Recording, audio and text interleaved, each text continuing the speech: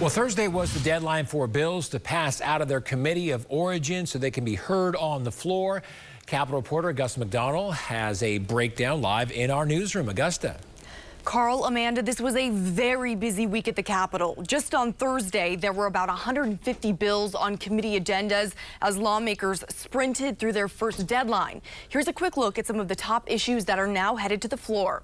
A game-changing school choice bill made another step forward this week. Senator Pro Tem Greg Treat's universal voucher measure barely made it through 2 rounds of committee votes and now can be heard at any time on the Senate floor. A couple of amendments this week seem to make the measure a little bit more palatable to some, but it's still unknown if House Speaker Charles McCall will let the measure be heard on his side of the Capitol. And on Wednesday, a total abortion ban passed in the House Public Health Committee. The ACLU of Oklahoma says the bill would eliminate access to abortion care for nearly 1 million people across the state. This vote comes 1 week after the Senate Health and Human Services Committee passed 5 other anti-abortion bills, including a 6-week and 30-day abortion ban. And yesterday, the House Rules Committee passed a last-minute bill to ban transgender girls from playing in women's sports.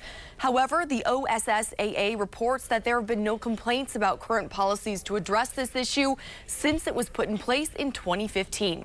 2S LGBTQ+ advocates are pushing back, saying the legislation could harm kids. And a bill that limits inmates' chances to prove their innocence is headed to the House floor. House Bill 3903 seeks to change the role of the Pardon and Parole Board in making recommendations about death row inmates. If the bill passes, the board would no longer be able to determine the guilt or innocence of inmates. The next deadline for bills to be passed out of their chamber of origin is March 24th. We'll be following all of this and more next week. Live in the newsroom, Augusta McDonnell, Oklahoma's own News 9.